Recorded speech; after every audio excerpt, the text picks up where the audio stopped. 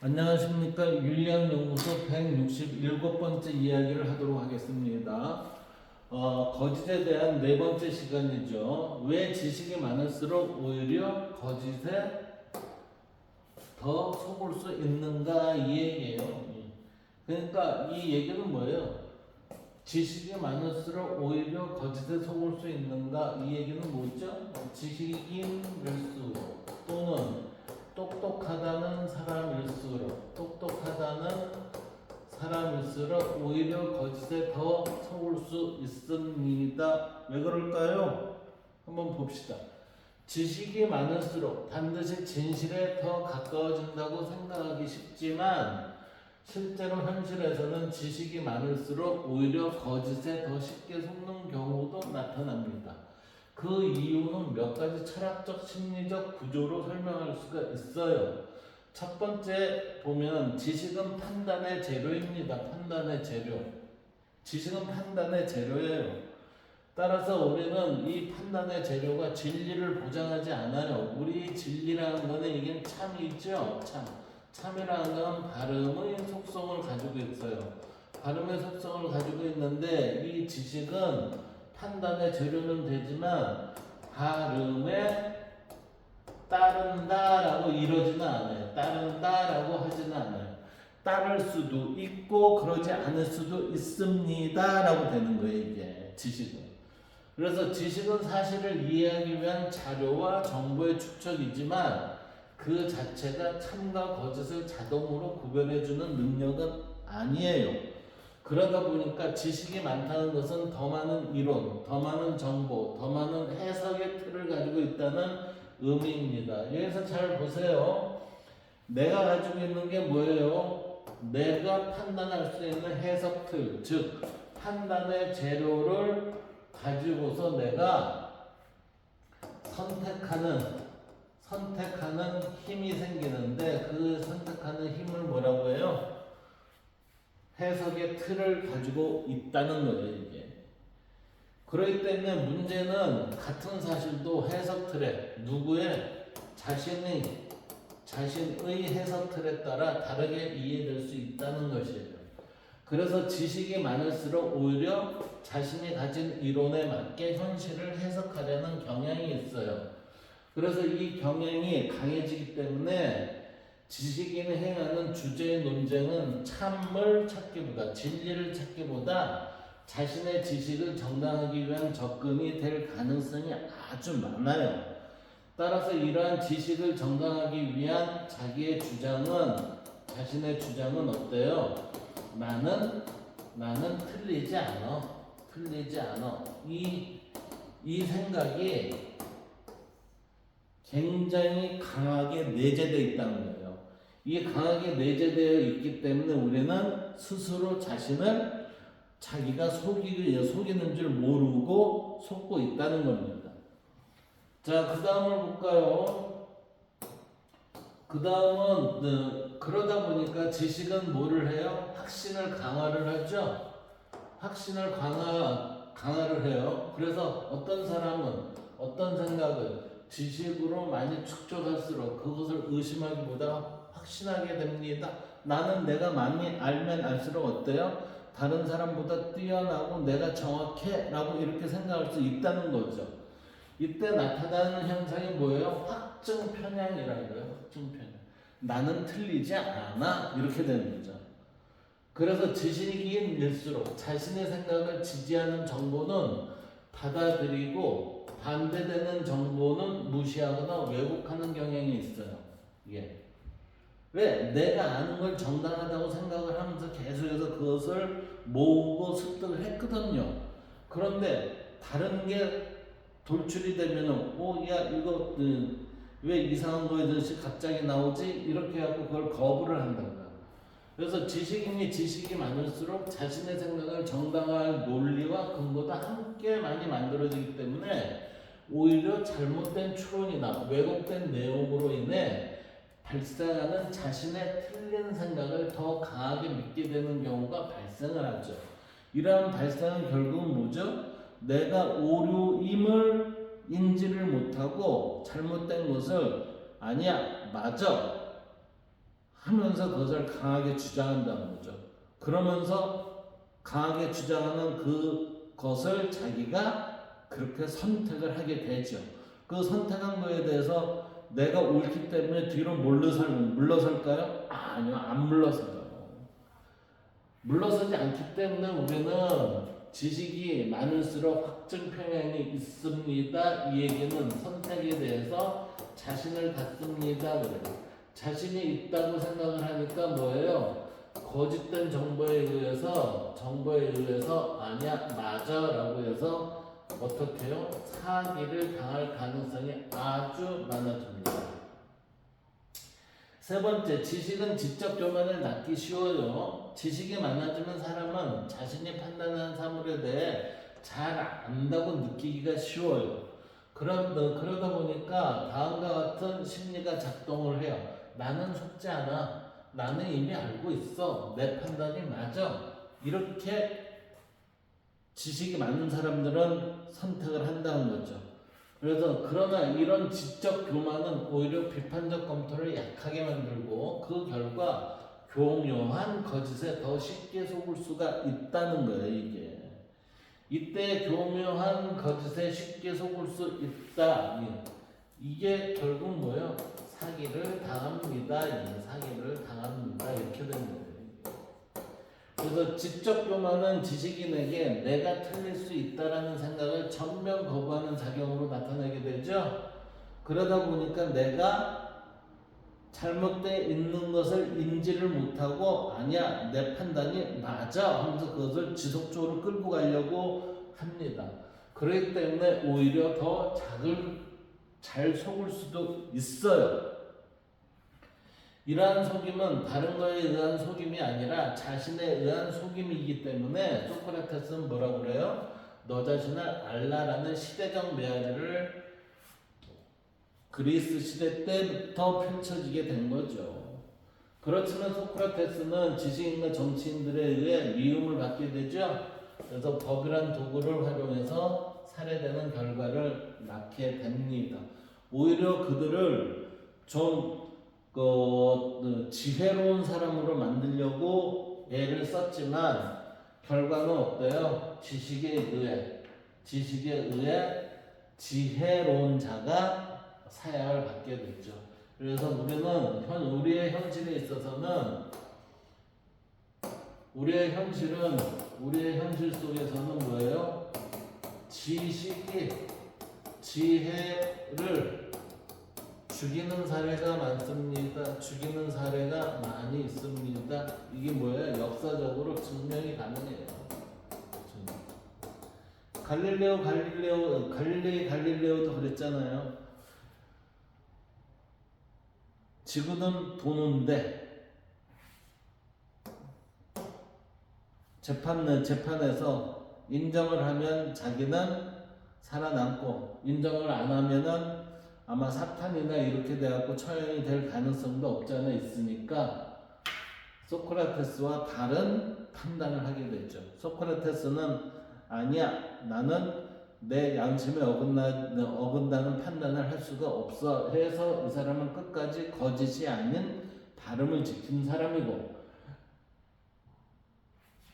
갈릴레오는 어때요? 적당한 타협이 필요했던 거죠. 그러니까 아까 그거는 우리 위에서 뭐라고 그랬어요? 우리는 두려움에 의해서 거짓을 행하게 됩니다 라고 했죠. 갈릴레오는 두려움을 회피하게 한 방법으로 거짓을 용인을 해준 겁니다. 이게. 자, 네 번째 봅시다. 지식은 언어와 논리의 거짓에 취약을 해요. 지식은 언어와 논리의 거짓에 취약합니다. 이 얘기는 뭐예요?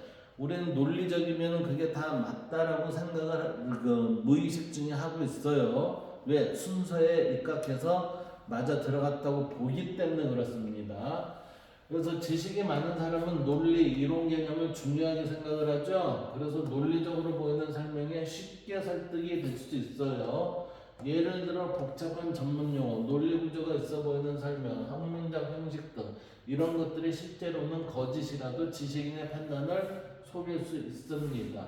이러한 우리가 보면 복잡한 전문용어를 전문가들이 전문가들이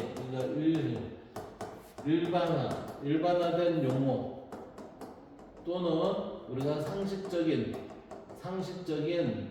언어를 쓰지 않는 것은 이걸 사용하지 않는 것은 그들의 무언의 권위를 갖고자 함이겠죠. 갖고자 함. 혹은 이 권위를 통해서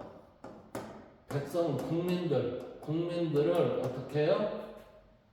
일종의 무형의 다스림을 해볼까 하는 취지도 들어있지 않을까요? 라고 난 그렇게 생각을 해볼 수 있다고 봅니다.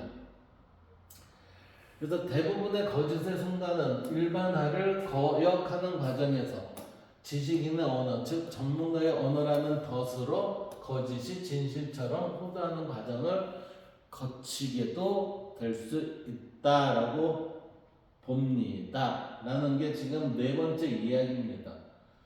자, 그렇다면 다섯 번째, 동양 철학의 설명에 보면 지식이 많을수록 인의가 생깁니다. 이건 누가 그랬어요? 노자잖아요. 노자는 뭐라고 그랬어요? 지식이 많을수록 우리는 쓸데없는 것을 잘 만들고 있습니다. 라고 하는 거예요. 요즘 시대가 어때요? 요즘 시대가 인공지능 시대죠? 이 인공지능 시대는 뭐예요? 노자에 의하면 뭐죠? 인간의 지식이 많으니까 쓸데없는 짓거리 하고 있지 않나? 이렇게 생각해 볼 가능성도 없지 않아 있습니다. 자, 이제 동양 철학에서도 비슷한 통찰이 있습니다. 노자는 도덕경에서 다음과 같이 말을 하고 있습니다. 지식이 많아질수록 인위가 많아질수록 도에서 멀어집니다. 이때 인위라는 건 이는 거짓위가 아니라 할위예요. 인위가 많아지고 사람이 하는 게 많아져요. 사람이 하는 게 많아진다는 얘기는 도에서 멀어질 가능성이 있습니다. 이 얘기예요. 왜? 인위에 여기서 인위는 본래의 진실이 아니라 머리로 만들어낸 생각이에요. 즉 진리를 따르는 추론이 아니라 논리에 따른 추론을 의미를 하죠. 그러다 보니까 자연스러운 통찰보다는 개념과 지식이 많아질수록 오히려 진실을 가리는 생각의 침이 생긴다는 거지. 근데 우리는 그 침을 즐기는 거지. 즐기는 거. 그리고 그 즐김을 뭐라고 생각해요? 내가 영리해서, 똑똑해서 이렇게 본다는 거죠. 그래서 논리적인 추론이 때론 진리와 일치하는 경우도 있겠지만 그렇지 않은 경우라면 논리적 추론은 오류를 확신으로 인정하게 만드는 도구로 작동하게 됩니다. 맞죠? 그래서 이러한 것을 우려하여 동양에서는 지식이 아닌 지혜를 따르라 한 것이에요. 왜냐하면 지혜란 천인합일의 경지 혹은 깨달음에 이르게 되면 자연적으로 유출, 발현되는 상태가 뭐예요? 그게 지혜예요. 지혜. 우리가 얘기하는 생활의 지혜라는 것은 이 생활의 지혜 이 얘기는 우리가 생활 속에서 겪은 경험을 통한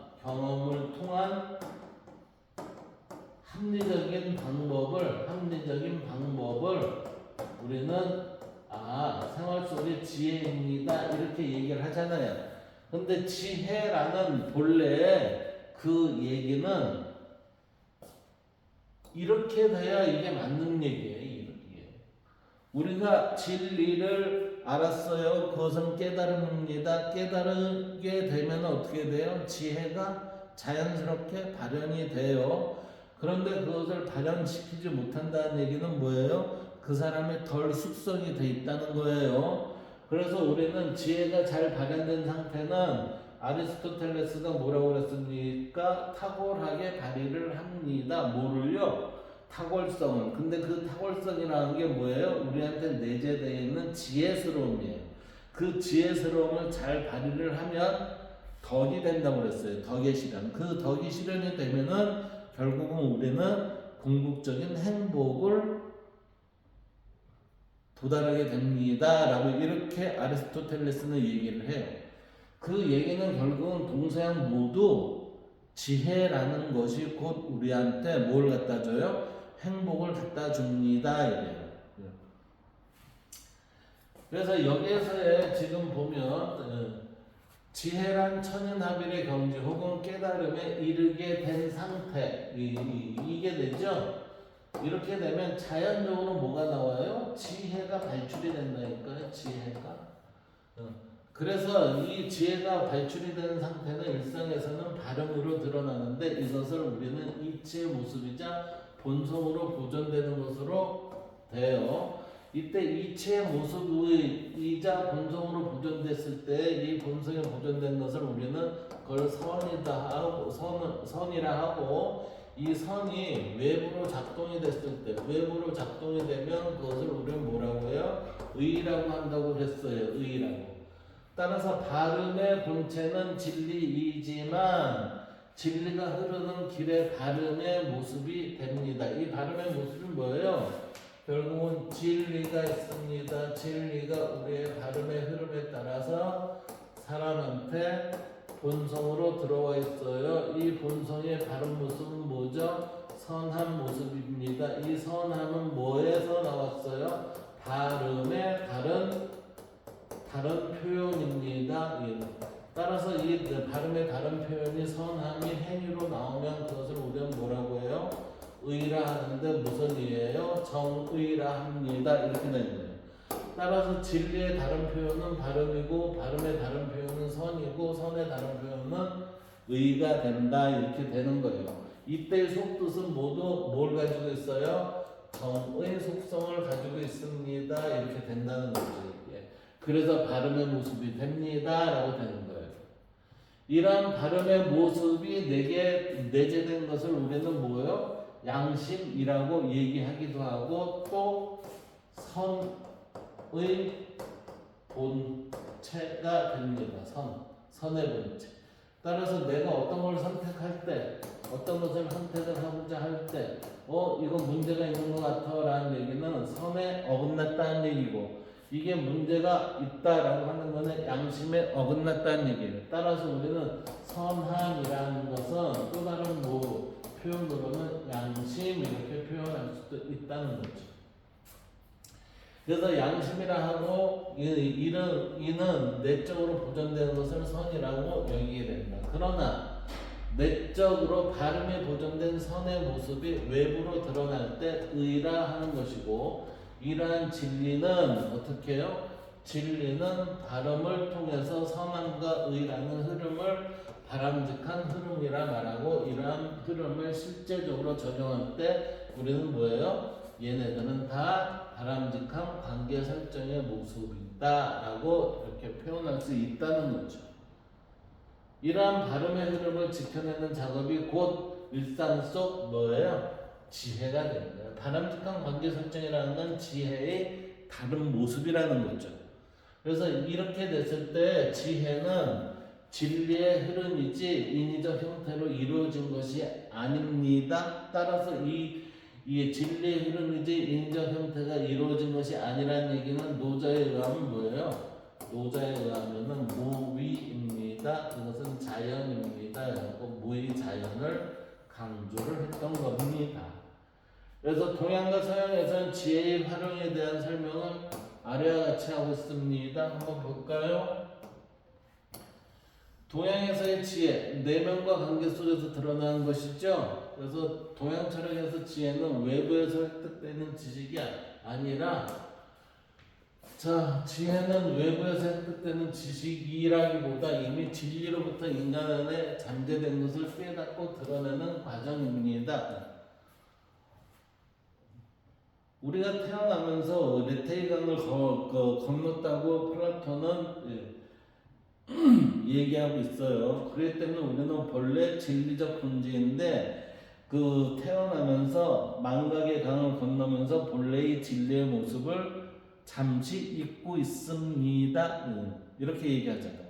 그래서 그 진리의 모습을 우리는 다 가지고 있습니다. 그걸 뭐라고요? 불교에서는 불성이라고 하고 우리는 진리를 어떻게 해요? 이데아의 형태로 내재되어 있습니다. 이렇게 얘기를 하고 있는 거예요. 그러므로 공자는 천이 도덕의 본체이기에 인간이 도덕적 본성을 지니고 있으면 천이 도덕의 본체이고 이 본체가 우리한테 내재되어 있죠. 내재된 그것을 우리는 도덕적 본성을 지니고 있으며 그것을 깨닫지 못하는 인간이 수양을 통해 그것을 실현할 수 있다고 보았습니다. 이 얘기는 뭐죠? 우리의 진리의 모습을 뭐로 수양을 통해서 그것을 수양 또는 성찰을 통해서 드러내는 작업을 해야 됩니다. 불교에서 뭐라고 그래요? 거울의 먼지를 깨끗하게 닦아내면은 이게 뭐예요? 레테의 강, 망각의 강을 건넌 그 망각의 때를 지워버리세요라고 되는 거예요.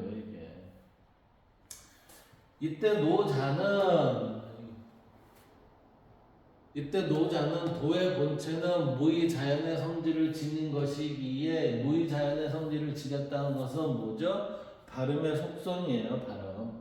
함이 없다는 것은 발음을 그대로 유지하고 있다는 것을 얘기하는 거고 자연이라는 건 스스로 그러하다는 얘기는 발음에서 벗어나지 않는 모습으로 네가 지금 그대로 본래의 모습을 드러내고 있네 하는 거예요. 따라서 무의와 자연은 언어는 다르지만 형태는 다르지만 속뜻은 같은 것이고 그 속뜻의 내부는 뭐가 있어요? 발음이 속성을 지니고 있다 이렇게 봐야 된다는 거예요. 그래서 인간의 인위적 지식을 버리고 자연의 흐름에 따를 때 참된 지혜가 나온다고 보았고 석가모니는 불성이 자신에게 존재한다는 것을 모르는 무지한 자에게 무지 즉 무명을 깨닫고 존재의 본질을 통찰할 때 존재의 본질이라는 건 뭐죠? 어떻게 통찰해요? 불성을 통해서 존재를 파악할 수 있습니다. 이 불성이라는 건 어디에요? 자등명 그랬잖아요. 네 스스로 이걸 소크라테스는 뭐라고 그랬어요? 너 자신 안으로 들어가봐 이랬잖아요. 이 자등명을 통해서 뭐를 해요? 존재, 법등명을 알 수 있습니다. 이렇게 되는 거예요. 그래서 지혜가 생긴다고 설명했고 이를 종합하면 동양에서 지혜의 근원은 천의 본체에 대한 자기 성찰과 수양 그게 자신을 아는 과정 도의 본체가 지닌 자연과의 합일이 이루어지는 거죠. 따라서 인위적 판단을 넘는 무의의 상태 이것은 원인과 결과에 따르는 인과적 바람직한 관계 속 실천으로 이제 드러나겠죠. 이러다 보면 인간과 인간 사이의 조화가 이루어지는 것과 같은 형태가 되는 겁니다. 즉 지혜는 밖에서 배우는 것이 아니라 안에서 깨어나는 것의 흐름입니다. 그러므로 지식이 쌓여서 지혜가 되는 것이 아니라 존재의 본질을 깨달을 때 지혜가 드러난다라고 봐야 돼요. 이거는 동서양의 모든 철학자, 고대의 철학자의 제대로 된 사람이라면 다 이렇게 얘기했어요. 그리고 결론 부분을 보면 고대의 동양과 서양의 지혜는 진리를 알게 되면 지혜롭게 된다는 것으로 바라본 것 같습니다. 이 얘기는 제 얘기가 아닙니다. 오해들 하지 마세요. 잘 읽어보시면은 고전을 잘 읽어보시면은 이러한 내용이 다 들추어 나와요. 두 번째 서양에서의 지혜를 볼까요? 서양에서의 지혜 이성과 탐구를 통해 획득되죠. 서양 철학에서 지혜를 주로 이성과 논리 그리고 경험을 통해 획득하는 것으로 봐요. 근데 이성이라고 했을 때 이거는 우리의 고대에 있어서의 이 이성이고 이 이성의 의미를 이제 근대에 들어서는 인간의 사고력 위주의 추론을 바탕으로 했기 때문에 이때의 추론의 논리가 우리는 이때 이성이라고 또 불리고 있어요. 따라서 이성의 개념은 서양에서는 고대의 순수 이성으로 얘기했었던 모습과 근대에 들어서 우리의 사고력이라는 형태의 이성이 두 가지로 서양에서는 지금 쓰고 있고 현대에 있어서는 후자 사고의 힘 이것을 이성의 개념으로 많이 쓰고 있죠. 그러므로 소크라테스는 이성과 경험의 측면에서 나는 내가 모른다는 것을 안다는 자각에서 지혜가 시작된다고 보았으며, 이 자각이 내가 모른다는 자각이라는 얘기는 뭐예요? 나를 아세요? 나를 알다라는 얘기는 곧 뭐예요? 깨달음을 얻었습니다. 이렇게 되는 거예요. 예. 그래서 플라톤은 이데아를 인식하는 철학적 사유에서 지혜가 나온다고 보았고, 아리스토텔레스는 인간의 이성적 능력에서 비롯된다고 보면서 이때의 이성도 소크라테스가 얘기하는 이성의 개념과 일치가 되어 사고력보다는 보면서 경험으로 드러나는 실천적 지혜, 경험으로 드러나는 것은 우리의 실생활 속에서 드러나는 실천적 지혜, 이거 프로네시스라고 그러죠. 그리고 이론적 지혜인 진리 탐구에서 비롯된 이성적 판단을 통해 현실에서의 실천적 지혜로 드러난다고 보았습니다. 그러니까 우리는 깨달음은 어떻게 돼요? 깨달음은 지혜를 발현을 해요. 이 지혜의 발현이 어떻게 돼야 돼요? 이게 우리의 실천적, 결국 우리의 생활 속에서 이게 드러나야 됩니다. 이 생활 속에서 드러나면 이걸 우리는 어떤 형태가 되는 줄 아십니까? 자리이타의 삶을 살게 돼요. 따라서 이것은 결국은 뭐예요? 이게 자리이타의 삶을 산다는 것은 조화로운 세상을 만들 수 있습니다라는 얘기로 돌아갑니다. 이를 정리하면 서양에서의 지혜의 근원은 이성적 사고, 진리를 근본으로 하는 지혜에 따른 논리와 분석, 그리고 경험과 학습은 진리 구현을 위한 실천적 행위로 인한 지식의 축적, 이게 습관화죠.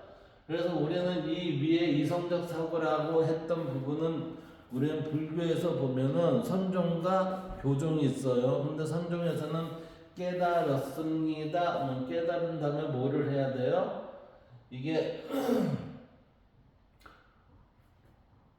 이성적 사고가 된다는 건 도노가 됐다는 얘기예요. 도노가 됐다는 얘기는 지혜가 나온다는 거예요.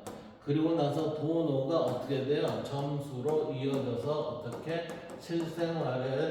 실생활에서 이 도노된 지혜가 적용이 될 수 있도록 해야 된다는 거예요. 그게 지금 이거예요. 이거 두 번째. 따라서 여기는 도노의 모습이 되고 여기는 점수의 모습으로 바라봐야 이게 제대로 보여요.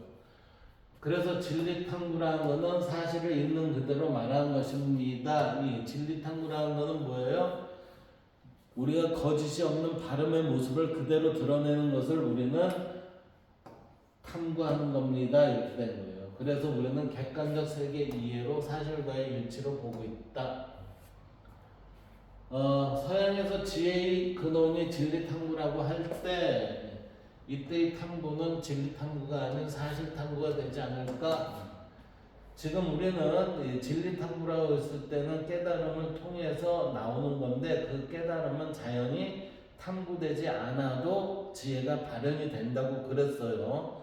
그런데 우리는 진리탐구의 얘기를 들어간다는 것은 서양에서의 진리탐구는 사실에 대한 탐구로 인해서 그것을 우리의 일상 속에서 적용을 하는 겁니다 라고 하니까 본래의 지혜의 원 모습보다는 지식의 측면이 강하지 않나라고 저는 이렇게 봐요.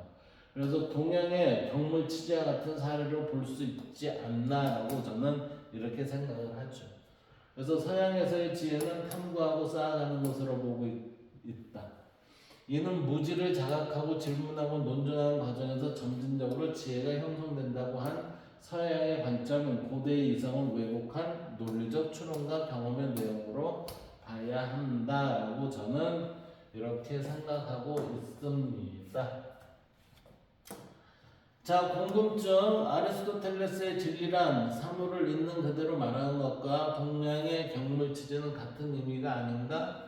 겉으로 보면 비슷해 보이는데 정확히 말하면 같은 의미라기보다 부분적으로 통하는 점이 있는 서로 다른 인식 구조처럼 보인답니다.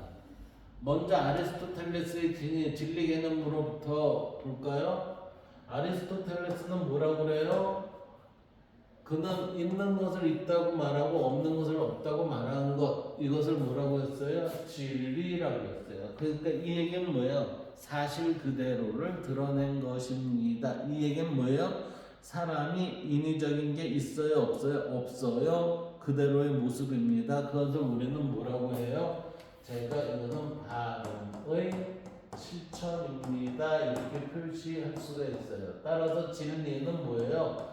발음의 표현을 달리한 것입니다. 이렇게 할 수 있어요. 이것은 철학적으로 보면 판단이 참 거짓의 기준이죠. 그래서 언어와 현실이 일치되는 것, 언행일치 또는 언사일치가 되는가에 초점이 있어요. 따라서 언어와 현실의 일치는 인식의 정확성, 대응이 되는 거죠. 이걸 우리는 뭐라고 그랬어요? 이제 그 현대에 있어서의 비트겐슈타인도 초기의 철학에서는 언어는 사물과 일치가 돼야 됩니다 라고 이렇게 얘기는 해요. 반면 동양 주위의 경물치기를 볼까요? 다른 층위에서 출발을 합니다. 전혀 다른 층위. 어디에서요? 경물치기는 대학에서 나온 개념으로 사물의 일치를 끝까지 탐구하여 알을 완성합니다. 따라서 그 알을 완성해갖고 우리는 행동으로 드러내야 됩니다. 해서 지행합일, 지행병진이죠. 예, 지행병진의 얘기를 하고 지행합일을 얘기하는 거는 이건 왕양명이에요. 왕양명. 그래서 경물치지의 내용은 단순히 사실을 맞게 말하는 것이 아니라 사물 속에 내재된 원리, 이치, 즉 뭐예요? 사리. 인간이라면 뭐예요? 도리라고 얘기하죠. 사물이니까 사리에 맞게 밝히는 과정이며 더 나아가 자기 수양과 도덕적 완성까지 연결됩니다. 그러니까 사리의 극치는 결국은 도리의 극치와 맥을 같이 합니다. 맥을 같이 합니다. 맥을 같이 합니다. 이렇게 되는 거죠. 이 둘의 공통점은 그러니까 아리스토텔레스의 진리 개념과 그 경물치지의 공통점은 객관적 대상에 대한 올바른 인식을 중시했어요. 맞죠? 그렇기 때문에 주관적 착각이나 왜곡을 배제하려고 굉장히 했습니다. 사실과 이치하려고 했죠. 둘의 차이점, 첫째, 진리의 기준과 진리에 이르는 과정으로 볼 수가 있어요. 아리스토텔레스는 무엇이 참인가, 판단의 기준, 경문치지는 어떻게 참에 도달하는가, 수양과 탐구 과정으로 우리는 살펴볼 수가 있다. 둘째, 언어 중심 존재 원리 탐구로도 볼 수가 있어요. 아리스토텔레스는 말과 사실의 일치, 경문치지는 뭐죠? 사물의 본질의 탐구. 그러니까 아리스토텔레스는 말과 사실의 일치, 이렇게 보면 아리스토텔레스는 생활 속에서 우리의 공동체 속에서 드러내는 내용이고, 경물치지는 우리의 사물에 대한 접근을 드러내는 거라고 봐야 돼요.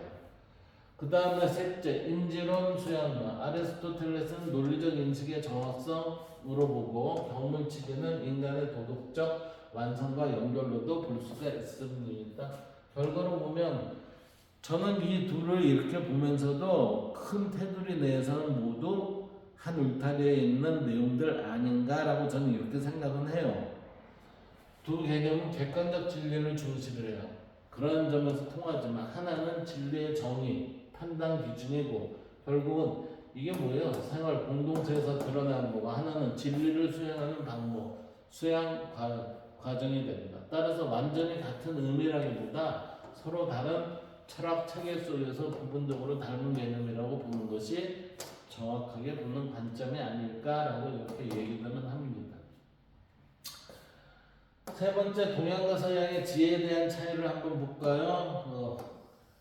동양은 내면의 발견이고, 그 다음에 서양은 외부의 탐구예요. 지금 이게 내용을 보면요, 사실은 내면의 발견은 동양과 고대의 서양은 이거였어요. 그런데 이게 외부의 탐구로 드러나는 이 모습은 좀 더 이제 추후에 나타나면서 이게 탐구니까 이게 과학의 발달하고 이 연관되는 그러한 흐름을 가지게 돼요. 그래서 두 전통 차이를 정리하면 동양의 지혜는 이미 존재하며 깨달음을 통해 드러난다. 반면에 서양의 지혜는 탐구를 통해 획득된다고 본다.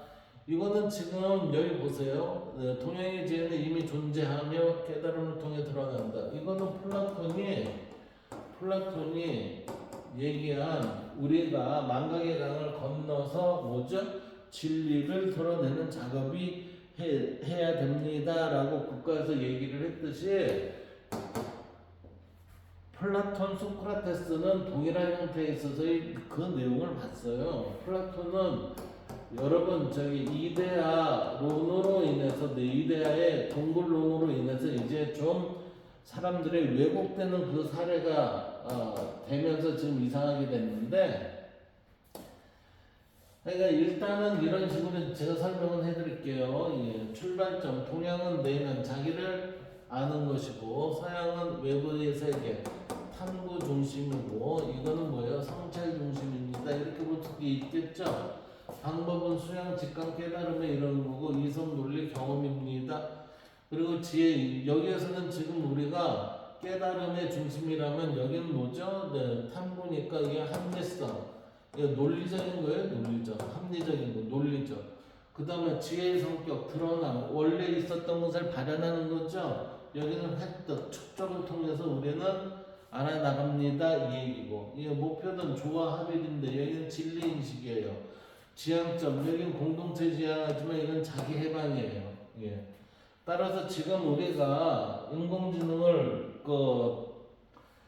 지금 연구하면서 그것을 드러내는 작업은 결국은 공동체 지향보다는 자기 해방의 논리에 따르는 서양식 과학적 탐구에서 비롯된 결과물입니다라고 이렇게 봐야 될 겁니다. 자, 이게 고대의 지혜의 개념은 동양과 서양이 일치된 개념으로 사실은 저는 보고 있습니다. 그 동양과 종교는 그대로 이어왔으나 서양 철학에서 달리 해석되고 있음을 살펴볼 수 있습니다. 뭐에서요? 여기에서 그렇다. 자, 네 번째 지혜 통합적 관점을 볼까요? 현대적으로 보면 동양과 서양의 관점에서 이 둘은 대립이라기보다 그들의 지향점에 따른 상호 보완 관계로 이해할 수 있다. 동양은 인간의 내적 관심, 왜 살아야 하는가, 어떻게 살아야 하는가에 강하고, 서양은 인간이 외부 세계에 대한 세계는 무엇인가, 어떻게 이해할 것인가에 강하다. 즉, 이거는 자연의 탐구죠. 이래서 과학의 발전이 일어나는 거예요. 그러면서 이게 인간이 자연보다 뭐예요? 우위다 이렇게 보는 거지. 따라서 더 깊고 폭넓은 지혜를 지니기 위해선 내면의 성찰, 외부의 세계 탐구가 결합될 때 완성이 됩니다. 지금 그렇게 가고 있잖아요, 세계가. 과학의 끝은 내면의 성찰의 끝과 저는 일치합니다로 생각하고 있습니다. 자, 이제 여섯 번째, 철학적으로 보면 지식과 지혜는 달라요. 그래서 많은 철학자가 지식과 지혜를 다음과 같이 구분합니다. 봅시다. 지식은 정보와 이론의 축적이고 지식은 많아질 수 있지만 지식이 발음에 일치가 된다면 지혜의 한 흐름으로 볼 수는 있어요. 이는 고대의 후반기부터 서양의 지혜로 탐구 결과를 보고 있습니다. 이 서양의 지혜의 탐구 결과를 보고 있는 게 뭐라고 그랬어요? 지식이라고 본다는 거죠. 지혜는 진리의 흐름이에요. 그래서 진실을 분별하는 능력. 결국 이게 뭐죠? 발음을 지키는 힘이에요. 발음을 지키는 힘. 따라서 지혜는 자기 성찰과 비판적 사고. 소크라테스에 의하면 너 자신을 알라. 성찰 스님이나 회원 스님. 그 다음에 저는 뭐죠? 불교에서 했던 자기를 바로 봅시다라는 운동. 이런 것이 있어야 생기는 게 뭐예요? 지혜라고 합니다. 그래서 지식이 많을수록 우리는 거짓에 속을 수 있는 이유는 지식은 해석틀을 만들어낸다는 거예요. 해석틀. 지혜는 해석틀을 만드는 게 오로지 뭐예요? 발음이에요. 발음. 그러다 보니까 우리는 석가모니가 정경이 제일 팔정대 앞에 있잖아요. 그거 왜 그래요? 이것 때문에 그래요. 그래서 동양에서는 해석의 틀이 뭐예요? 정견입니다. 발음입니다. 이거를. 그러나 서양은 어때요? 지식이 많을수록 각자가 지니고 있는 지식의 틀은 다양해집니다. 이렇게 되는 거예요. 그러다 보니 편향을 낳고 확신을 강화해 의심을 약하게 만들며 지적 교만을 낳고 논리적으로 보이는 거짓에 취약하게 만들기 때문입니다. 지금 인공지능 위험한지 어떤지는 더 가봐야 되겠지만 저는 위험하다고 봐요. 그것은 왜 이런 결과를 나오느냐? 지식이 많을수록 거짓에 속을 수 있습니다. 왜요? 지적 교만을 낳고 논리적으로 보이는 거짓에 취하게 하기 때문에 저는 그렇다고 봐요. 그리고 편향을 낳고 스스로 확신을 낳습니다. 라는 이러한 게 결국 우리 시대에 있어서의 인공지능 로봇을 만들어내는 게 아닌가라고 저는 이렇게 보고 있습니다. 그래서 철학에서는 흔히 이렇게 말합니다. 지식은 많을수록 좋지만 진실은 지혜가 있어야 보입니다. 이렇게. 이게 굉장히 중요한 얘기입니다. 지식은 많을수록 좋지만 이라는 얘기는 해석의 틀이 다양해집니다. 그러니까 뭐예요? 다양한 관점을 가지고 있습니다. 이렇게 되죠? 그러니까 누구나 자기의 관으로 인해서 해석을 하게 됩니다. 이렇게 돼요. 그렇지만 진실은 지혜가 있어야 보입니다. 라는 얘기는 진리는 절대적이기 때문에 다양함이 있을 수가 없습니다. 라고 이렇게 봐야 한다는 겁니다. 근데 지금은 진리의 시대가 아니라 무슨 시대예요? 지혜보다는 지식이 더 큰 힘을 발휘하고 있는 시대입니다. 그렇기 때문에 혼란이 많은 세상이 됐다고 저는 보고 있습니다. 자, 이번은 여기까지 하도록 하겠습니다. 감사합니다.